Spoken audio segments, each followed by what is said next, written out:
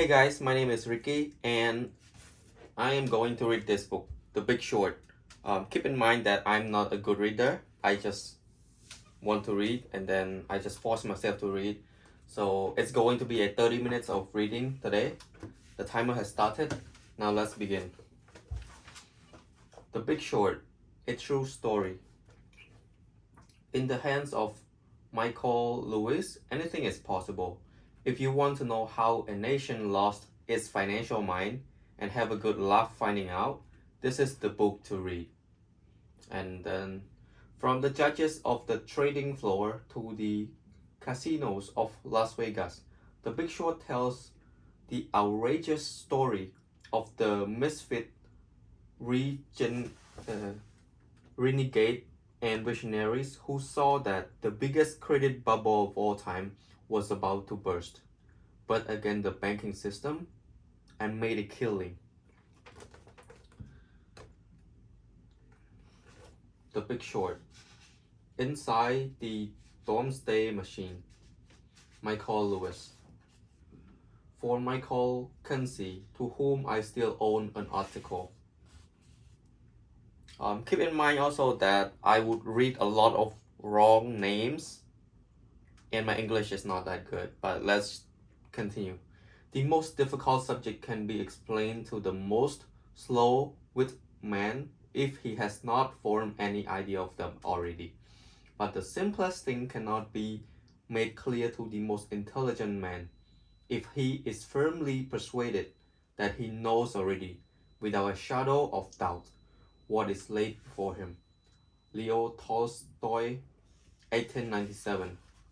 And then there's content, chapter 1, a secret origin story, chapter 2, in the land of the blind, chapter 3, how can a guy who cannot speak English lie, chapter 4, how to harvest a migrant worker, chapter 5, accidental capitalists, chapter 6, Spider-Man at the Winterton, chapter 7, the great treasure hunt, chapter 8, the long quiet, chapter 9, a depth of interest, chapter 10, two men in a boat, epilogue, I need to check that out. Everything is correlated, afterward, and acknowledgement. The prologue, Poltergeist. The willingness of a Wall Street investment bank to pay me hundreds of thousands of dollars to dispense investment advice to grown-up remains a mystery to me to this day. I was 24 years old, with no experience of or particular interest in guessing which stocks or bonds would rise and which would fall. Wall Street's essential function was to allocate capital, to decide who should get it and who should not. Believe me when I tell you that I hadn't the first clue. I had never taken an accounting course, never run a business, never even had savings of my own to manage. I had stumbled into a job at Salomon Brothers in 1985 and stumbled out richer in 1988. And even though I wrote a book about the experience, the whole thing still strikes me as totally preposterous, which is one reason the money was so easy to walk away from. I figured the situation was unsustainable. Sooner rather than later, someone was going to identify me, along with a lot of people more or less like me, as a fraud. Sooner rather than later would come a great reckoning, when Wall Street would wake up and hundreds, if not thousands, of young people like me who had no business making huge bet with other people's money or persuading other people to make their bets would be expelled from finance. When I sat down to write my account of the experience, Liar's Poker, it was called, it was in the spirit of a young man who thought he was getting out while the getting was good. I was merely scribbling down a message and stuffing it into a bottle for those who passed through these parts in the far distant future. Unless some insider got all of this down on paper, I figured, no future man would believe that it had happened. Up to that point, just about everything written about Wall Street had been about the stock market. The stock market had been, from the very beginning, where most of Wall Street lived. My book was mainly about the bond market because Wall Street was now making even bigger money packaging and selling and shuffling around America's growing debt. This, too, I assume, was unsustainable. I thought that I was writing a period piece about the 1980s in America, when a great nation lost its financial mind. I expected readers of the future would be appealed that back in the 1986, the CEO of Salomon Brothers, John Gutfred, was paid $3.1 million as he ran the business into the ground. I expect them to gap in wonder at the story of Howie Robin, the Salomon mortgage bond trader who had moved to Maryland and probably lost $250 million. I expected them to be shocked that once upon a time on Wall Street, the CEO had only the vaguest idea of the complicated risk their bond traders were running. And that's pretty much how I imagine it. What I never imagine is that the future reader might look back on any of this, or on my own peculiar experience and say, how quaint, how innocent. Not for a moment I did suspect that the financial 1980s would last for 2 full decades longer, or that the difference in degree between Wall Street and ordinary economic life would swell to a difference in kind. That a single bond trader might be paid $47 million a year and feel cheated. That the mortgage bond market, invented on the Salomon Brothers trading floor, which seemed like a good idea at the time, would lead to the most purely financial economic disaster in history. That exactly 20 years after Harvey Robin became a scandalous household name for losing $250 million. Another mortgage bond trader named Howie inside Morgan Stanley would lose $9 billion on a single mortgage trade and remain essentially unknown, without anyone being beyond a small circle inside Morgan Stanley ever hearing about what he had done or why. When I sat down to write my first book, I had no great agenda apart from telling what I took to be a remarkable tale. If you had gotten a few drinks in me and then asked what effects the book would have on the world, I might have said something like, I hope that college students trying to decide what to do with their lives might read it and decide that it's silly to phony it up and abandon their passions. Or even kid at Ohio State University who really wanted to be an oceanography would read my book, spur the offer from Goldman Sachs, and set out to sea.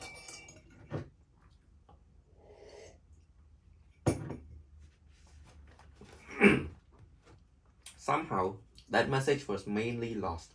6 months after Liar's Poker was published, I was skin deep in letters from students at Ohio State University who wanted to know if I had any other secrets to share about Wall Street.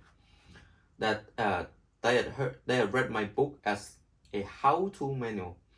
In the 2 decades after I left, I waited for the end of Wall Street as I had known it. The outrageous bonuses, the endless parade of rough traders, the scandal that sank Drexel Burnham, the scandal that destroyed John Gutfred and finished off Salomon Brothers, the crisis following the collapse of my old boss John Meredith's long-term capital investment, the internet bubble, over and over again. The financial system was in some narrow way discredited, yet the big Wall Street bank at the center of it just kept on growing. along with the sum of money that they doled out to 26 years old to perform tasks of no obvious social utility. The rebellion by American youth against the money culture never happened. Why bother to overturn your parents' world when you can buy it and sell off the pieces? At some point I gave up waiting. There was no scandal or reversal, I assume, sufficiently great to sink the system. Then came Meredith Whitney with news.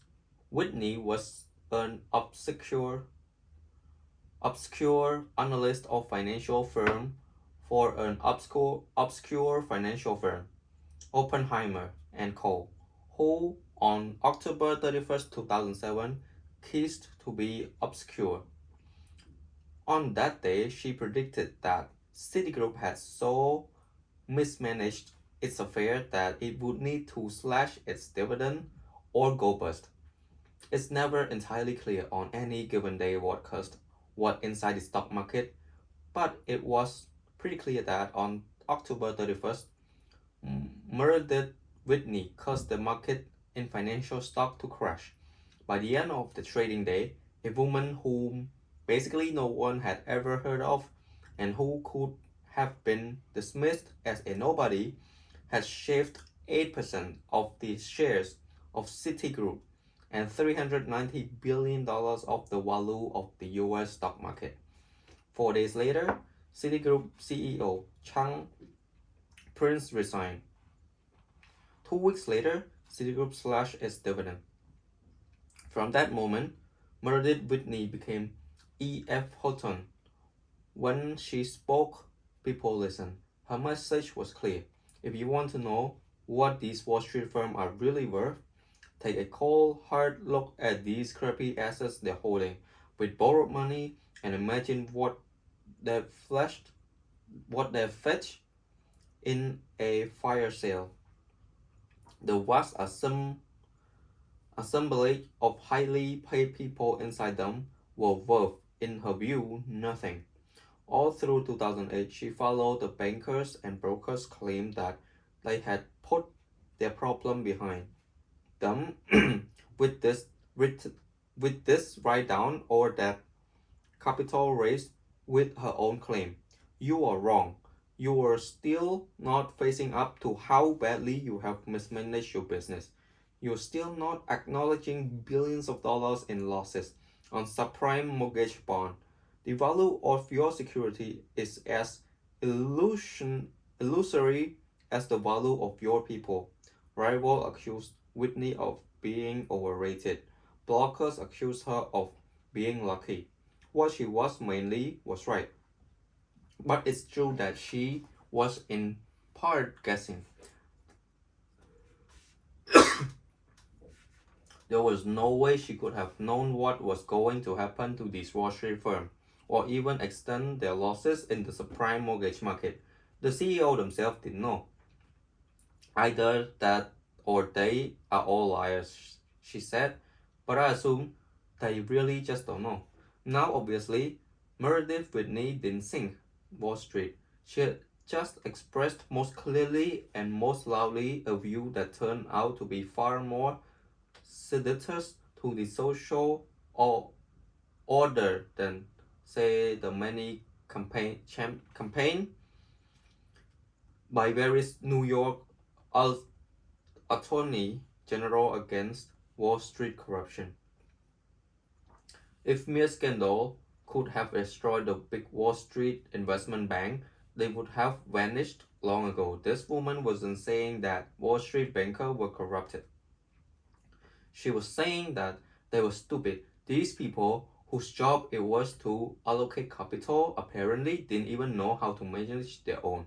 I confess some part of me thought, if only I had stuck around, this is the sort of catastrophe I might have created. The characters at the center of Citigroup's mess were the very same people I had worked with at Salomon Brothers. A few of them had been in my Salomon Brothers training class.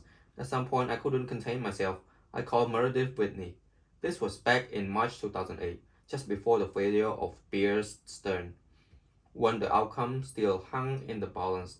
I thought if she's right, this really could be the moment when financial world gets put back into the box from which it escaped in the early 1980s. I was curious to see if she made sense, but also to know where this young woman was who was crushing the stock market with her every utterance had come from. She had arrived on Wall Street in 1994 out of the Brown University Department of English. I got to New York and didn't even know research existed. She said she wound up she wound up landing a job at Oppenheimer and Co. And then had the most incredible piece of luck to be trained by a man who helped her to establish not merely a career but a worldview. His name, she said, was Stephen Eastman. After I made the city call, she said, one of the best things that happened was when Steve called and told me how proud he was of me. Having never heard of Steve Eastman, I didn't think anything of this. But then I read the news that a little known New York hedge fund manager named John Paulson had made $20 billion or so for his investment and nearly $4 billion for himself. This was more money than anyone had ever made so quickly on Wall Street. Moreover, he had done it by betting against the very subprime mortgage bond now sinking Citigroup and every other big Wall Street investment bank.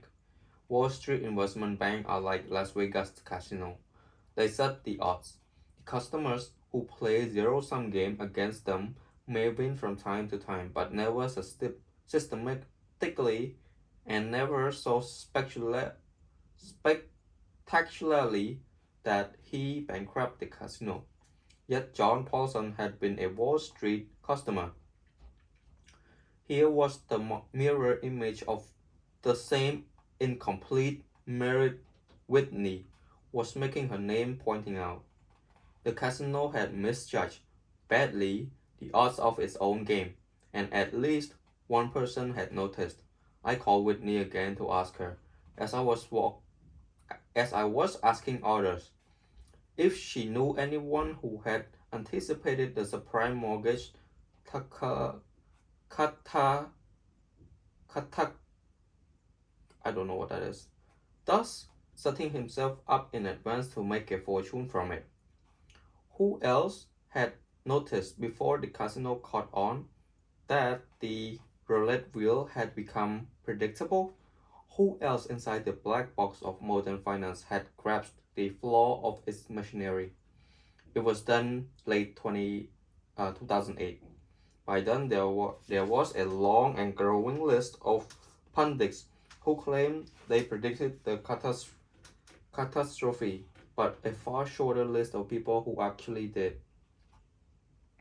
Of those, even fewer had the nerve to bet on their vision. It's not easy to stand apart from mass hysteria, to believe that most of what's in financial news is wrong, to believe that most important financial people are either lying or deluded without being insane. Whitney Raffle, of a list with a half dozen names on it, mainly investors she had personally advised. In the middle was John Paulson, and the top was Steve Eastman. Finally. Now we go on to chapter 1. Chapter 1. A Secret Origin Story. Eastman entered finance about the time I exit them. Let me have a drink of water and then I'll start again.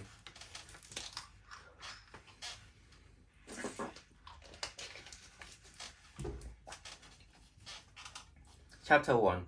A Secret Origin Story. Eastman entered finance about the time I exited.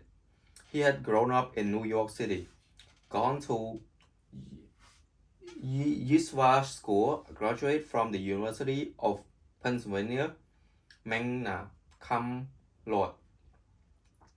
and then with honors from Harvard Law School.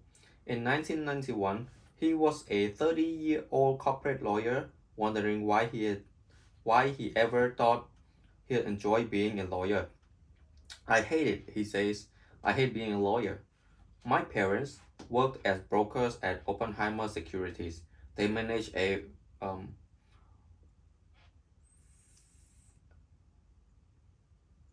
they managed to finish me a job. It's not pretty, but that's what happened.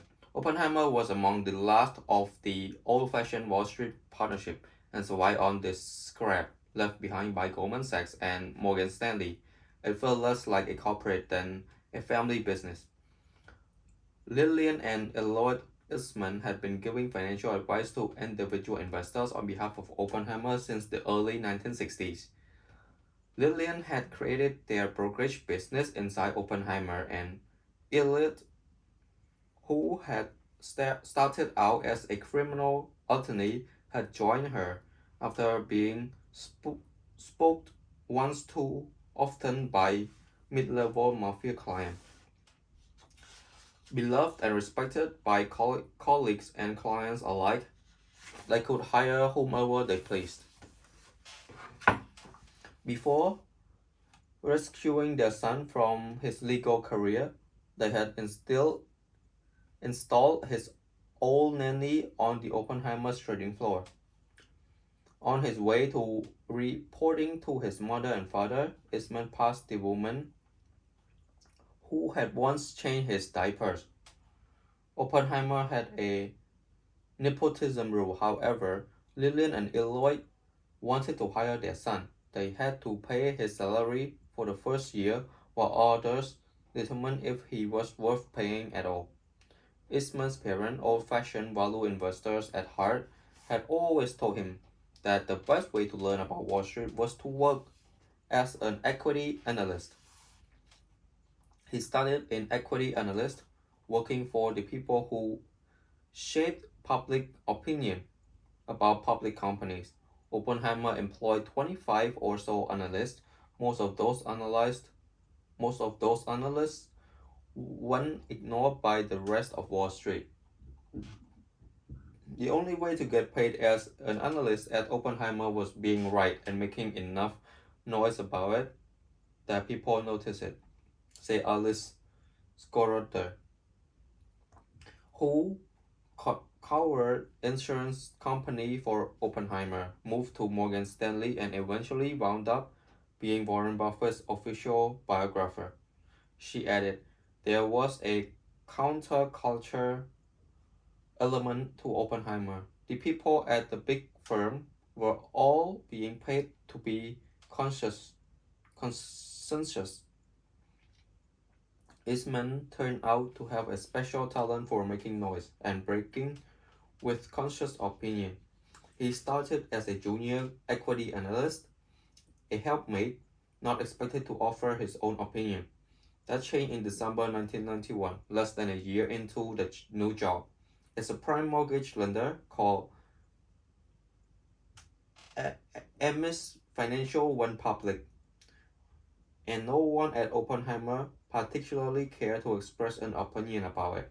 One of Oppenheimer's bankers who hoped to be hired by Amis stoned around the research department looking for anyone who knew anything about the mortgage business.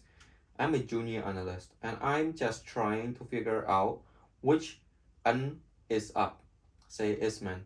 But I told him that as a lawyer, I had worked on a deal for the money store. He was promptly appointed the lead analyst for Amis Financial. What I didn't tell him was that my job had been to proofread the documents and that I hadn't understood a word of the fucking thing. Amis Financial, like the money store, belonged to a new category of firms extending loans to cash-strapped Americans, known euphemistically as specialty finance. The category did not include Goldman Sachs or JP Morgan, but did include many little known companies involved one way or another in the early 1990s bomb in subprime mortgage lending. MS was the first prime mortgage lender to the public. The second company for which Eastman was given sole responsibility was called Loomis Financial Group Corp. Loomis had just emerged from bankruptcy. I put a sell rating on the thing because it was a piece of shit. I didn't know that you weren't supposed to put sell rating on companies.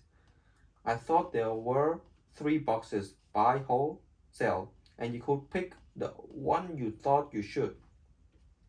He was pressured to be a bit more upbeat, but upbeat did not come naturally to Steven Eastman.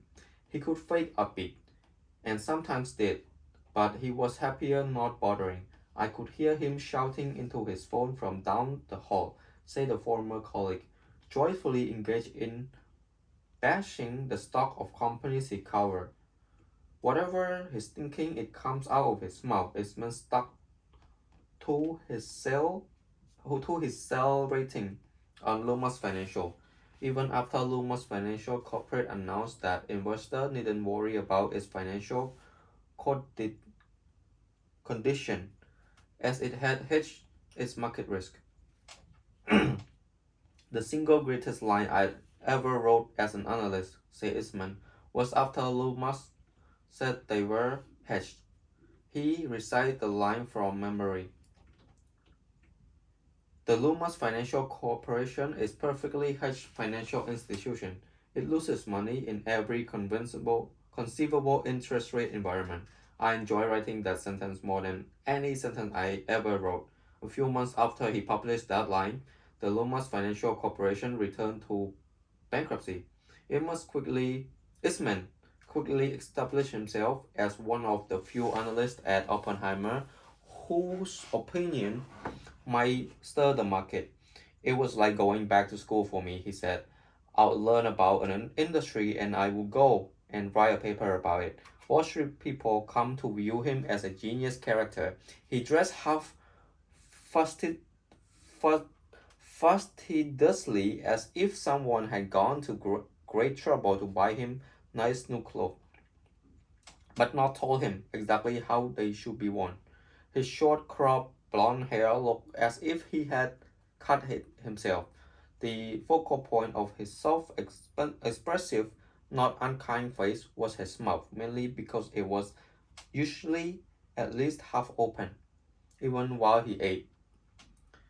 It was as if he feared that he might not be able to express whatever thought he just flit through his mind quickly enough before the next one came, and so kept the channel perpetually clear.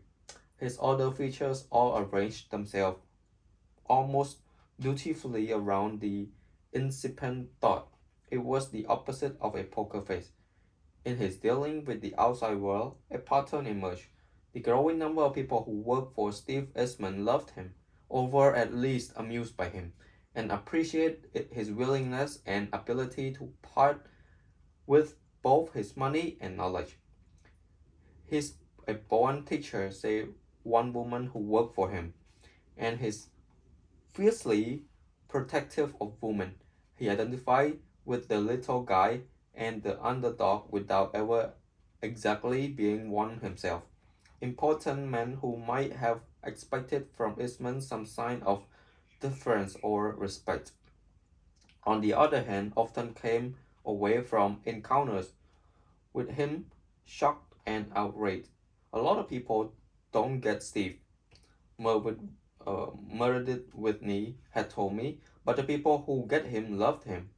One of the people who didn't get Steve was the head of a large U.S. brokerage firm, who listened to Eastman explain in front of several dozen investors at lunch why he, the brokerage firm head, didn't understand his own business, then watch him leave in the middle of the lunch and never return. I had to go to the bathroom, said Eastman. I didn't know why I never went back. After the lunch, the guy had announced he would never again agree to enter any room with Steve Eastman in it. The president of a large Japanese real estate firm was another. He had sent Eastman his company's financial statement and then follow with an interpreter to solicit Eastman's investment. You don't even own stocks in your company, said Eastman, after the typically elaborated Japanese businessman interaction. The interpreter conferred with the CEO. In Japan, it is not customary for management to own stock, he said at length. Eastman noted that the guy's financial statement didn't actually disclose any of the really important details about the guy's company, but rather than simply say that he left the statement in the air as if disposing of a third. This is toilet paper, he said. Translate that. The Japanese guy take off his glasses, recalled a witness to the strange encounter. His lips are quivering. World War III is about to break out. Toilet paper? Toilet paper? A hedge fund manager who encountered Eastman as a friend set out to explain him to me, but quit a minute into it, after he had described Eastman exposing various bigwigs as either liars or idiots, and started to laugh. He is sort of a prick in a way, but he's smart and honest and fearless. Wow. I made it, guys. We made it. Yeah. I'm gonna continue tomorrow. So that was half an hour of reading. That was terrible. That was one of the most terrible reading I've ever had. I am not a good reader. I don't read books, not so much. I like books. I have a lot of books right now. But yeah, I'm gonna continue tomorrow for 30 minutes and keep going until I finish this book so that we can move on to other interesting books. I hope it was not too annoying. I hope I'll get better over time with reading, and I hope you guys enjoy listening to me reading right now and maybe in the future as well. Yeah, so if you guys stick until this point already, don't forget to click like and subscribe to me, and I will see you all tomorrow with another 30 minutes of reading. The Big Short. Bye guys. I'm tired.